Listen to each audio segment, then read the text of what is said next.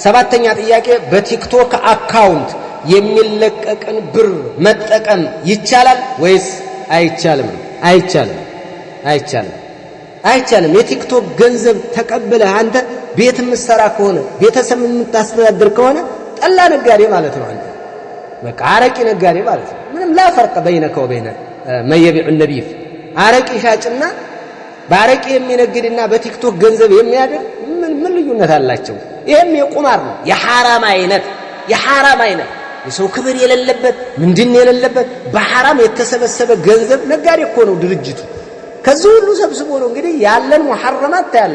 በዛ ሁሉ ተገብይቶ ነው እንግዲህ ሴት ክብር ያጣበት ወንድ ክብር ያጣበት የሰው ትዳር አደባባይ የወጣበት ምን አስቀያሚ ኮተት ያለበት ከዚህ ገንዘብ ተቀብለ لا اله الا الله ምን ነው ሸሁ እንደው እተቁላህ አላህን ፍሩ። አረ በዚህ መክበር የሚቀር አረ በዚህ እንደ የመጣ እንደ ምንም እንደው ቸኮሌት እንዳገዛ እንደው እንዳትቀበል ሄደ ባንክ ቤቱ ራሱ ናው ሰድቢል ወዛች እንደው ድርሽ እንዳትል መጀመሪያ አትግባ ነው ማለት ከገባ የሆነ እጅቲሃድ አድርገህ ምናልባት ዑለማዎች ተናግረውልህ ሄደን እዛ ብናስተምር በጣም የተሻለ ነው። ከባድ ስለሆነ ኡማውን እያጠመሙ ነው።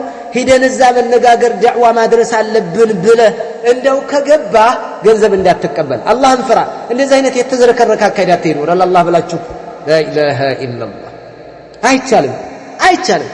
ምን ችግር አለው? እንደዚህ እኮ ነው አንተ ከፍለህ ነው እንደዚህ አድርገን እንደዚህ ፍልስፍና ይሄን ያለው ሙሐረማት እያየን አይደል?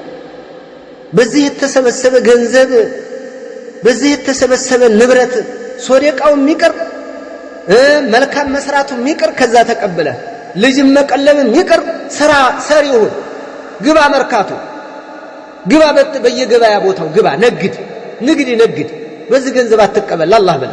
ይሄ የሰነፎች የውሸታሞች የቀጣፊዎች መናኸሪያ የዱርዬ መናኸሪያ የክብረቢስ መናኸሪያ ክብር የሌለው አካል ሁሉ የሚገባበት የብዶች ጉሮንቶ እዛ ውስጥ ገብተ ከዛ እንደገና ከድርጅቱ ገንዘብ እየተቀበል ይጠማሃል። ሱስ ነው። ፍዳህን ታያለ ወንድምዬ ወላ ፍዳህን ነው የምታየው።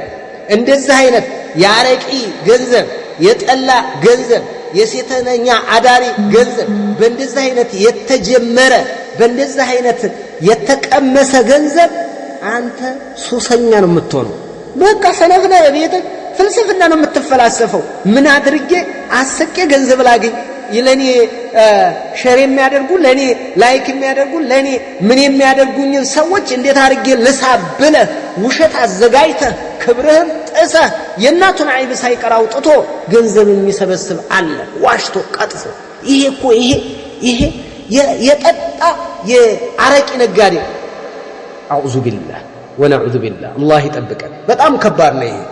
ሐራሙ የበዛ ነው የምላችሁ። ሐራሙ የበዛ። ስለዚህ ይሄንን ተቆጠቡ። ገንዘብ እንዳትቀበል አደራ እንዳትቀበል። ሂደህ አንዱን ኡስታዝ እንዴት ነው ብለህ የሆነ ሹባህ እንዲነግርህ የሆነች ነገር መቼም ይበቃል የሚላችሁ አብዛኛው ሰው ይበቃል የሚለው ወዳታይ ችናት ኡስታዝ ከቲክቶክ ጋር የገባል ከዘመን ጋር ከቴክኖሎጂ ጋር የምትሄድ አቦ ገቢለት የሚለው እንደዛ አይነት ሰው ጋር አላህን ፍራ። ወላሂ ፍሩ። እተቁላህ አይሆንም እየሰማህ ከሆነ ምናልባት ቲክቶክ ላይ ያለ እንደው በዚህ የከበርከው በሽታ ነው ደም ነው አይቻልም። አላህን ፍራ። የቁማር ድርጅቱ የሙሐረማት መከማቻ እራቁ አደራ።